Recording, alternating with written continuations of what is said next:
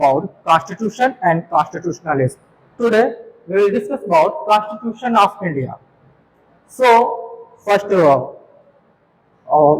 I will explain the definition of Constitution of India. The Constitution of India is like our rule book that guides how the country operates. It was adopted on 26th January 1950 and it lays out the framework for India's government, laws, and rights of its citizens. Just like a game has rules. To ensure fair play, the Constitution ensures fair governance and protect the rights of people. ये एक छोटी सी definition थी constitution of India की, जिसको अगर explain करें अपने जबान में, अपनी लैंग्वेज में, तो द कॉन्स्टिट्यूशन ऑफ इंडिया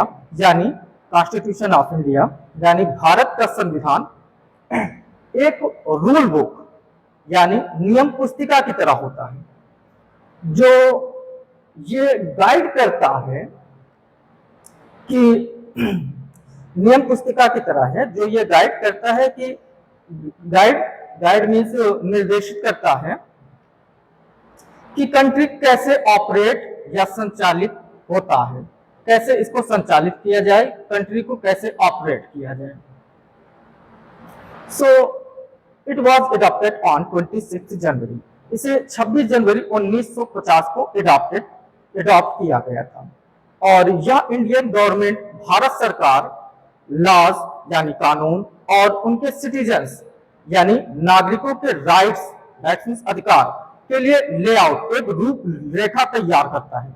जिस प्रकार किसी खेल में, किसी गेम में फेयर प्ले यानी निष्पक्ष खेल इंश्योर करता है, सुनिश्चित करने के लिए रूल नियम होते हैं, सेम उसी तरीके से कॉन्स्टिट्यूशन यानी संविधान फेयर गवर्नेंस यानी निष्पक्ष शासन इंश्योर करता है यानी सुनिश्चित करता है और लोगों के अधिकारों मीन्स राइट्स ऑफ पीपल को प्रोटेक्ट करता है. ठीक. So imagine the constitution as a blueprint for a house.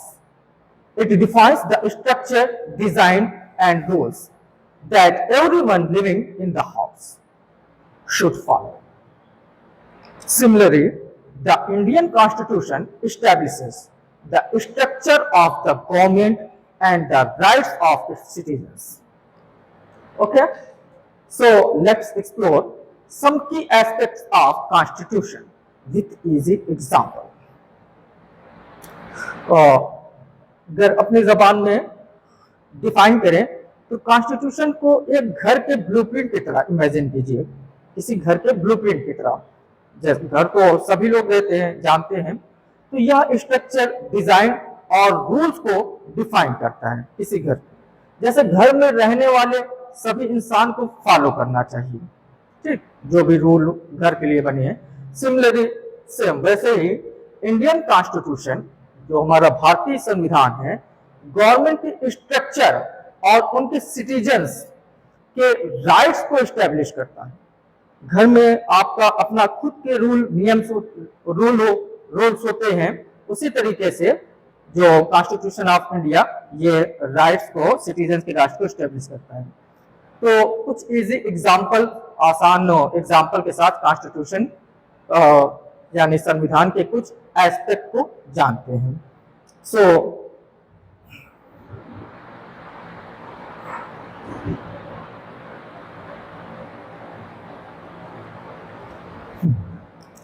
तो कॉन्स्टिट्यूशन के कुछ एस्पेक्ट्स हैं, जिसमें फर्स्ट है हमारा preamble. So preamble, this is like the introduction of the constitution. It states the goals and aspirations of the Indian people. It's like the mission statement of the house's occupants. The preamble of India starts with the people of India, which shows that the power comes from the people. It's like saying, we the residents of this house okay, इसमें preamble इन हिंदी प्रस्तावना, हिंदी में इसे प्रस्तावना कहते हैं। ये constitution यानी संविधान की प्रस्तावना को इंट्रोडक्शन की तरह है, ठीक। और ये इंडियन पीपल के गोल और मिशन को बताता है, गोल एंड मिशन को एक्सप्लेन करता है, डिस्क्राइब करता है। ये घर में रहने वालों के मिशन स्टेटमेंट की तरह होता है। प्रीमेबल ऑफ इंडिया यानी भारत की प्रस्तावना हम इंडियन पीपल यानी भारत के लोग से स्टार्ट होती है, जो शो करता है कि पावर लोगों से आती है, सिटीजन से आती है, पीपल से आती है। यह कहने जैसा है कि हम इस घर के निवासी हैं और हमारा हक है कि हम पूरे पावर के साथ यहाँ रहें। सेकेंड एस्पेक्ट है fundamental rights. Fundamental rights, these are the basic rights every citizen has, just like the rooms and spaces every person in the houses can use. For example, the right to freedom of speech and expression allows you to share your thoughts openly, like discussing your favorite game with friends. In easy words, fundamental rights, it means भौतिक अधिकार। Fundamental rights means भौतिक अधिकार। सो कि ये basic right है, fundamental rights means ये basic rights है जो सभी सिटीजन्स के पास है। ठीक वैसे ही जैसे किसी घर में हर इंसान, घर में रहने वाला है हर इंसान रूम में और किसी भी प्लेस का यूज कर सकता है।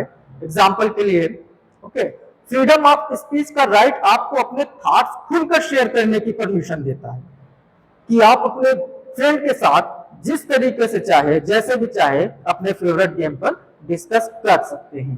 ठीक, ये फंडामेंटल राइट्स है इसका COI, कॉन्स्टिट्यूशन ऑफ इंडिया का। Third is direct principle of state policy. Direct principles of state policy, these are guidelines for the government to create a just and equal society, similar to rule that make the house a comfortable, a harmonious place to live. One example is the principle that the government should work to provide adequate housing for all citizens, like ensuring everyone in the house has a place to stay. Okay, it means कि directive principles of state policy, और इन हिंदी में इसको कहते हैं कि राज्य के नीति निर्देशक सिद्धांत।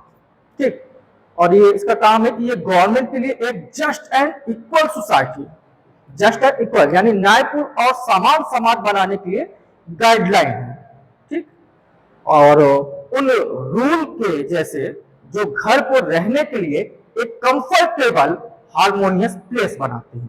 हार्मोनियस प्लेस यानी जहां सब लोग आपस में एक साथ मिलजुल कर रहे हैं। ठीक, एक एग्जांपल या प्रिंसिपल है, ठीक, ये सिद्धांत है कि गवर्नमेंट यानी सरकार को सभी सिटीजन्स के लिए एडुकेट हाउस प्रोवाइड कराने के लिए काम करना चाहिए।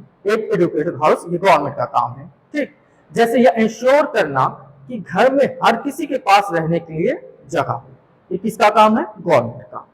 ठीक, इसके अंदर और आपका नेक्स्ट है सेपरेशन ऑफ पावर।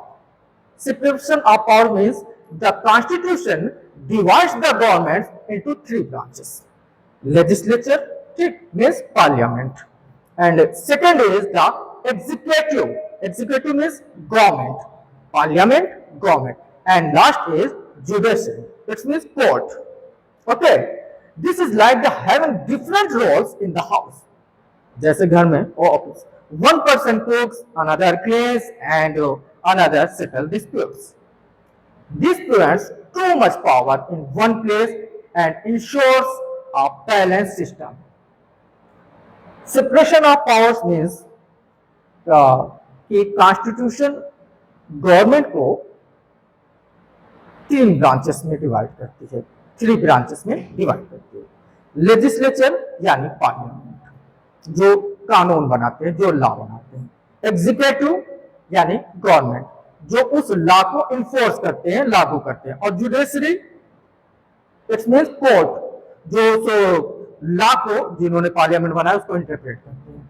सेम या घर के डिफरेंट रोल जैसे निभाने, जैसे जैसे घर में बहुत सारे लोग होते हैं, एक काम दे दिया कि आप भाई कुकिंग करना है, सेकंड को क्लीनिंग करना है, और किसी थर्ड को कह दिया गया कि आप घर में डिस्प्यूट को सेटल करेंगे उसी तरीके से। और ये एक ही जगह पर बहुत ज्यादा पावर को रोकता है, क्योंकि एक ही ज्यादा पावर किसी एक को मिल जाएगी तो वो दूसरों पर जुल्म करेगा। तो ये बैलेंस सिस्टम इंश्योर करता है, separation of power. And last sorry fifth is federal structure.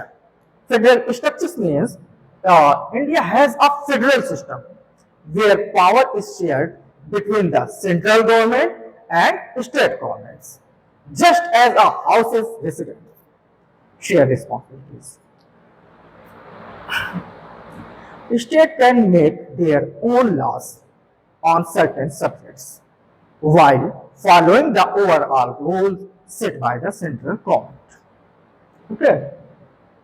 So federal structures means कि इंडिया में एक फेडरल सिस्टम है जहां पावर, ताकत, ठीक, सेंट्रल गवर्नमेंट और स्टेट गवर्नमेंट के बीच शेयर की जाती है। वैसे ज्यादातर सेंट्रल गवर्नमेंट के पास रहती है और कुछ ताकत स्टेट गवर्नमेंट के बीच शेयर की जाती है। जैसे घर के लोग रिस्पॉन्सिबिलिटी शेयर करते हैं, उसी तरीके से जो सेंट्रल गवर्नमेंट रूल को फॉलोज करते हैं, स्टेट गवर्नमेंट्स के पास भी कुछ पावर होती है कि वो अपने सब्जेक्ट पर अपने खुद के लॉ बना सकते हैं, अपने खुद के, ताकि जो स्टेट है वो ठीक तरीके से रन हो सके।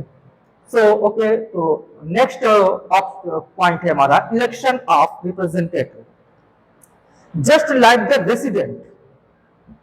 like the resident might choose one person to be in change the household's decisions in India.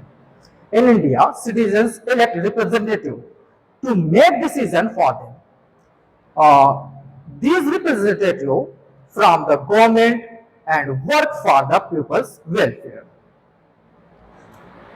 Election of representative means कि जिस तरीके से जो रेसिडेंट्स होते हैं, ठीक, जिस तरीके से रेसिडेंट्स हाउस होल्ड डिसीजन के चार्ज के रूप में एक इंसान को चुन सकते हैं। हम लोग घर में रहते हैं तो किसी एक को सुप्रीम बना देते हैं कि आपके डिसीजन, जो भी बुजुर्ग होते हैं। उसी तरीके से इंडिया में भी सिटीजन्स के लिए अपने डिसीजन लेने के लिए किसी एक रिप्रेजेंटेटिव को इलेक्ट कर लेते हैं, ठीक, और ये रिप्रेजेंटेटिव गवर्नमेंट बनाते हैं, ठीक, जैसे हमारे सांसद, और लोगों के वेलफेयर के लिए काम करते हैं।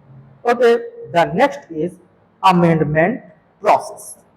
Amendment process means the constitution can be changed if needed.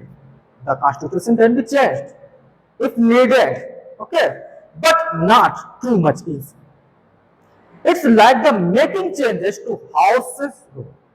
For example, if there is a need to add a new rule about recycling, everyone should agree on it.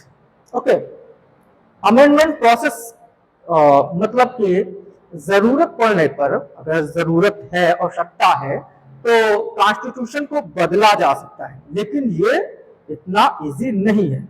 Supreme law प्रस्तावना को नहीं, ठीक, ये घर के rules में, घर के नियम में चेंज करने जैसा होता है, ठीक।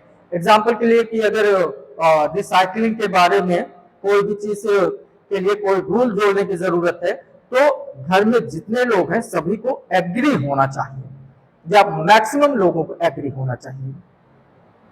And last is emergency provisions.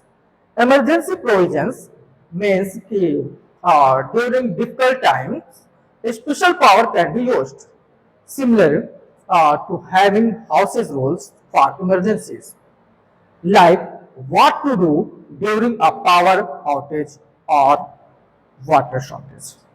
Emergency provision का मतलब होता है कि during difficult times, यानी कठिन वक्त के दौरान, जो स्पेशल पावर होती है किसी के पास, उस जैसे हमारे प्राइम मिनिस्टर, ठीक, तो स्पेशल पावर का यूज किया जा सकता है जो हमारे प्रेसिडेंट के पास होती है।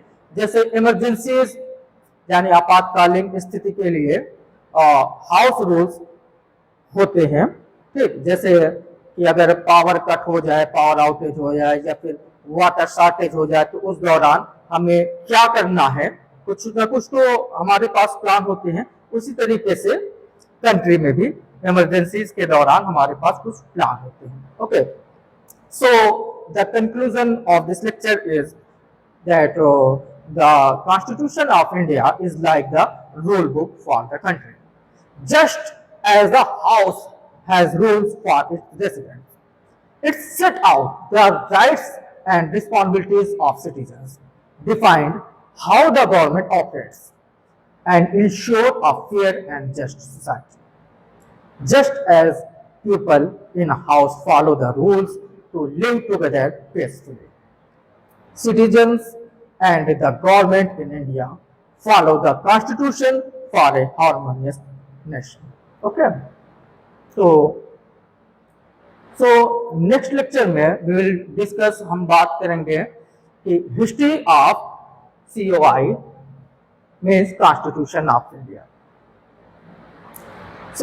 आज के लेक्चर में अगर कोई प्रॉब्लम है तो वो आप डिस्कस कर सकते हैं, बता सकते हैं।